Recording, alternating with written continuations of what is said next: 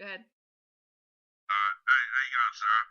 So I was just ringing up. I just wondered if you could actually do a bit of detail about your background and what's happened with the Mandela effect with the anatomy changes and that for everyone out there that's actually just gone through the experiments to give them a bit of satisfaction. Sure. Yeah, I'm a nurse. I've been a nurse since 1979, and back in the Sagittarian arm, the our anatomy was much different than it is here, and I've definitely noticed it. Okay, so can we get a bit of a description of different areas and stuff that's changed for people to get the understanding that it has changed? Yeah, if we start from the head, the cerebellum, the small brain stem that's in the back of the head, that's way pushed up underneath the skull, which it never used to be. It used to be in the first cervical column, and it's now way up. And the temporal lobes on either side of the head are they have indents in, which they never did when I was in school, nursing school. And also behind the eyes, there's a bone now that was not there before. It used to be that it was clear space that you can actually go from the eye right into the brain. Now there's actually protective bone back there. So that's what's happening with the head. Okay, what about going down from the top and going through the body if you can? Okay, well, the shoulders are definitely, there's a major change in the shoulders.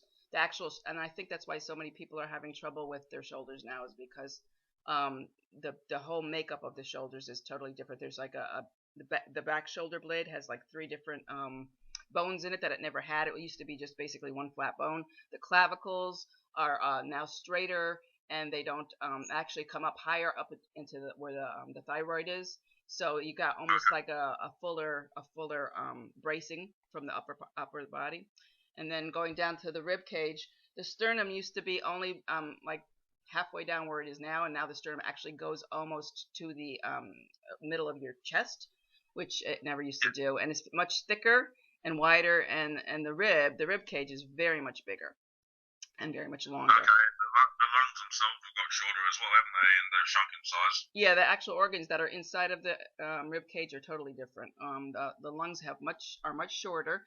The diaphragm is up way up in the rib cage. It used to be below the rib cage, and all that was in the rib cage prior to this was basically the lungs and the heart.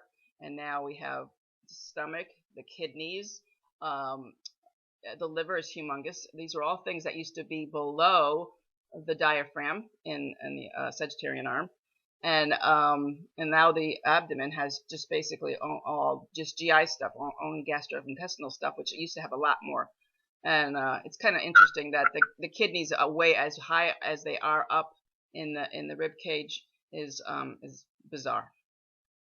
Okay, and a lot of people are saying that the was it the radial artery and that, but we were talking about that before another time, and it's only some people have actually changed that experience in different realities. But can you just explain what it used to be and what it's been and how what's going on now? Oh, the radio. Okay, so the when you take your pulse, a lot of people have said that they used to take their pulse in the center of their wrist. For me, actually, it always was on the radial artery, which is the thumb. But like I said, some people have experienced that's changed. The heart actually is definitely more in the center of the chest.